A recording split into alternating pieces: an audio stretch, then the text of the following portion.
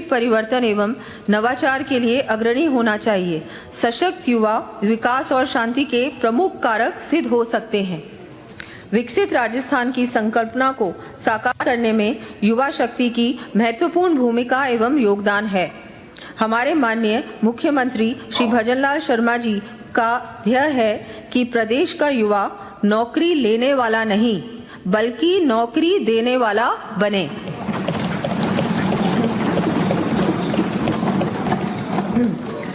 हमारे प्रदेश को मेरे युवा साथी आगे ले जाएंगे। उनके सपने सितारे बनकर आसमान में चमके, ऐसा वातावरण तैयार करना हमारी जिम्मेदारी है।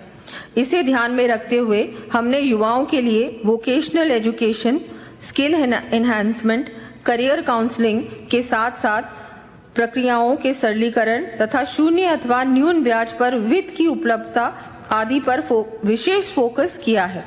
साथ ही हम युवाओं को सरकारी व निजी क्षेत्र के लिए एम्प्लॉयबल बनाए जाने हेतु निरंतर प्रयासरत हैं।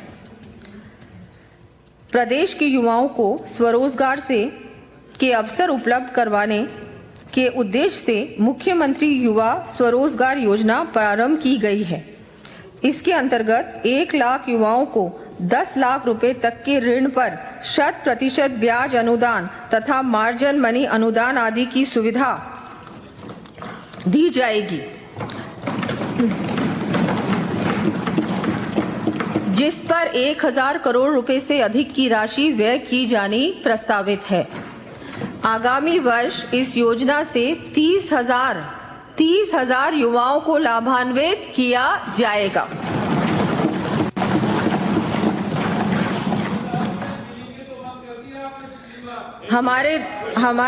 हमारे द्वारा प्रतियोगी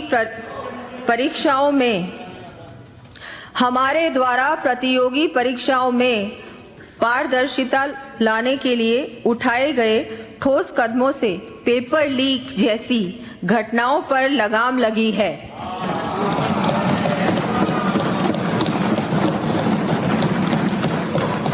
जिससे युवाओं में नई आशा का संचार हुआ है।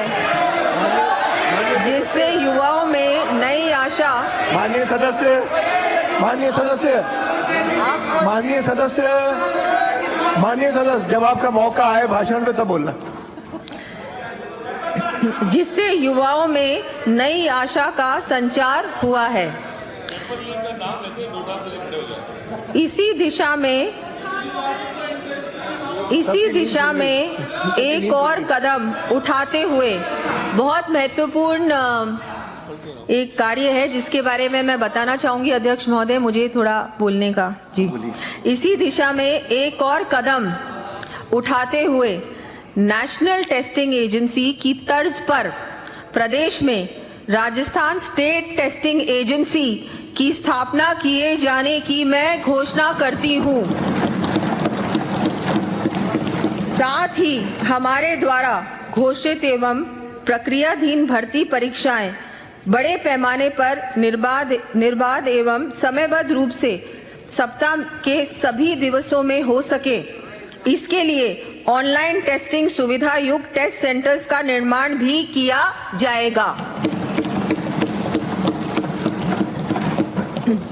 प्रतिभावान विद्यार्थियों के नवाचार व्यवहारिक रूप से स्टार्टअप्स के रूप में विकसित हो सके, इसके लिए मेंटरशिप, एंटरप्रेन्योरशिप, इंक्यूबेशन सुविधाएं उपलब्ध करवाना आवश्यक है। इस हेतु नॉलेज पार्टनर्स के सहयोग से प्रदेश के प्रत्येक जिले के चयनित महाविद्यालय में vibrant, value driven innovation and business research for aspiration and nurturing talent programme चलाया जाएगा।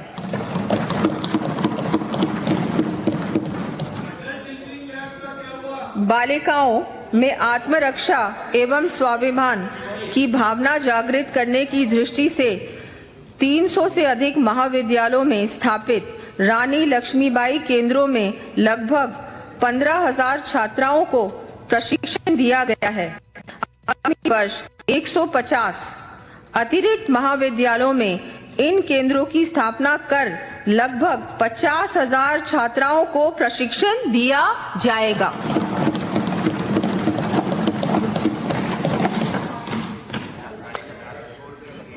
महाविद्यालयों में अध्ययनरत विद्यार्थियों के लिए रोजगार परक कौशल, करियर गाइडेंस तथा डिजिटल मेंटोरिंग आवश्यक है। इसके लिए सुलभ, गुणवत्तापूर्ण और टेक्नोलॉजी इनेबल्ड परामर्श प्रदान करने के उद्देश्य से dream digital readiness and empowerment through assisted mentoring programme चलाया जाएगा। इसके अंतर्गत आगामी वर्ष प्रथम चरण में लगभग 50,000 विद्यार्थियों को लाभान्वित किया जाएगा।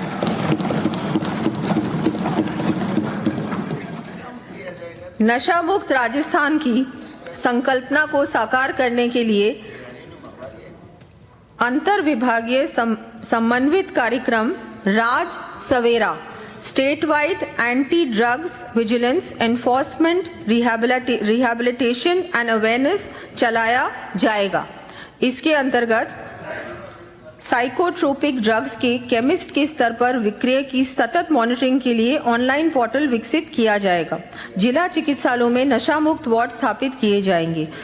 300 से अधिक महाविद्यालयों में चल रहे नशा मुक्ति केंद्रों की सफलता को देखते हुए आगामी वर्ष विश्वविद्यालयों एवं चयनित महाविद्यालयों में भी इन केंद्रों का संचालन किया जाना प्रस्तावित है। साथ ही एंटी नारकोटिक्स टास्क फोर्स द्वारा विभिन्न विभागों से समन्वय कर प्रभावी निरोधात्मक कार्रवाई की जाएगी। इसके लिए मुखबिर तंत्र भी सुदृढ़ किया जाएगा। प्रदेश में उच्च शिक्षा के विस्तार तथा तकनीकी शिक्षा व्यवस्था को और अधिक सुदृढ़ करने की दृष्टि से विभिन्न संस्थान खोले व क्रमोन्नत किए जाने के साथ साथ अन्य सुविधाएं भी विकसित की जाएंगी। इन संस्थानों सुविधाओं की सूची मैं सदन के पटल पर प्रस्तुत कर रही हूं। प्रदेश में स्किलिंग इकोसिस्टम को मजबूत बनाने, गुणवत्तापूर्ण प्रशिक्षण देने तथा युवाओं के कौशल विकास के साथ ही उन्हें एम्प्लॉयबल बनाए जाने के उद्देश्य से राज्य में पहली बार outcome based skill impact bond लाया जाएगा। इसके तहत प्लेसमेंट आधारित मापदंड पूरे होने पर भुगतान किया जाएगा। हॉस्पिटैलिटी, आईटी व स्वास्थ्य सेवाओं जैसे कस्टमर सेंट्रिक क्षेत्रों में वैश्विक अवसरों हेतु तैयार करने के लिए 1000 युवाओं को अंग्रेजी, जापानीज, फ्रेंच, जर्मन व कोरियन भाषा में प्रशिक्षण की सुविधा दी जाएगी। असंगठित क्षेत्रों में कार्यरत अनुभवी 20,000 कामगारों को रिकॉग्निशन ऑफ प्रायर लर्निंग के माध्यम से ट्रेड अनुसार मूल्यांकन एवं प्रमाणीकरण करवाया जाएगा। युवाओं को आत्मनिर्भर बनाने की दृष्टि से उन्हें इंडस्ट्री रेडी एवं एम्प्लॉयबल बनाना हमारी प्राथमिकता है। इस दृष्टि से प्रत्येक जिले में इंडस्ट्री पार्टनर्स को जोड़ते हुए institute of skill development and vocational training प्रारंभ किया जाना प्रस्तावित है।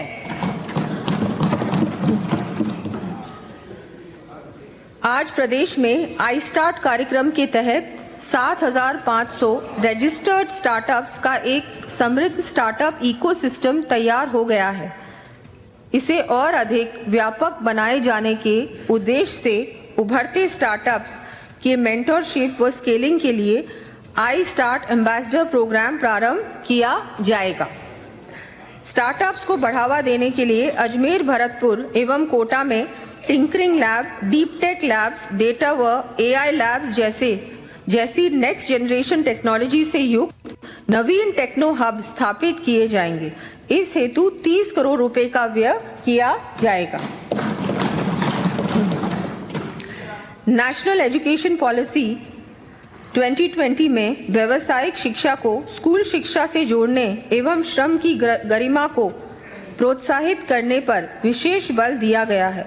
इसी दिशा में शिक्षा को एम्प्लॉयमेंट ओरिएंटेड बनाए जाने के उद्देश्य से पूर्व में संचालित 4019 विद्यालयों के अतिरिक्त अब आगामी सत्र 2026-27 में 500 और विद्यालयों में व्यवसायिक शिक्षा शुरू की जाएगी।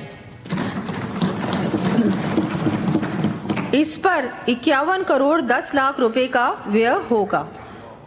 स्कूल टू वर्क व्यवसायिक शिक्षा कार्यक्रम की शुरुआत कर प्रत्येक जिले में एक विद्यालय को उन्नत व्यवसायिक उच्च माध्यमिक विद्यालय में क्रमोन्नत किया जाना प्रस्तावित है।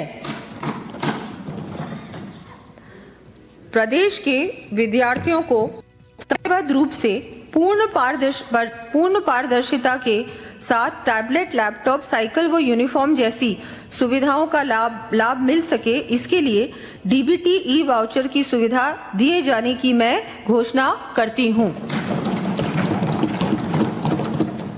इस कड़ी में कक्षा 8वीं, 10वीं एवं 12वीं में अध्ययन करने वाले चयनित मेधावी विद्यार्थियों को स्वयं के स्तर पर टैबलेट, लैपटॉप क्रय किए जाने के लिए ई वाउचर के माध्यम से 20,000 रुपए तक की सहायता उपलब्ध करवाई जाएगी।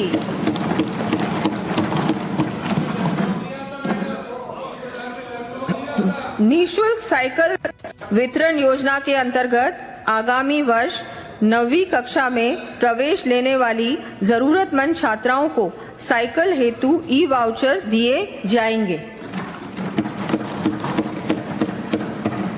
कक्षा 1 से 8 के 40 लाख से अधिक जरूरतमंद विद्यार्थियों को निःशुल्क यूनिफॉर्म उपलब्ध कराने के लिए डीबीटी की जाएगी। इस हेतु लगभग 250 करोड़ रुपए का व्यय किया जाएगा। राजकीय विद्यालयों में अध्ययनरत छात्रों एवं आंगनबाड़ी केंद्रों में पंजीकृत 3 से 6 वर्ष आयु वर्ग के बच्चों को पारदर्शिता और सुगमता से उनकी पात्रता अनुसार समस्त लाभ मिल सके, इसके लिए फेशियल रिकग्निशन सिस्टम, बायोमेट्रिक आधारित छात्रों बच्चों की उपस्थिति पंजीकरण की व्यवस्था की जाएगी।